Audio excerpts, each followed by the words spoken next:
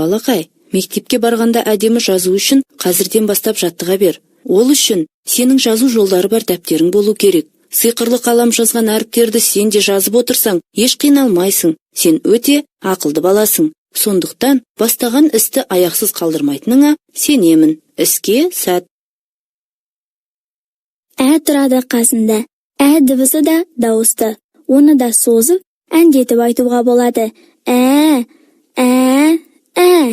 Бұл дыбыстан әже, әке, әтеш, әмиян және тағы басқа сөздер басталады. Әже,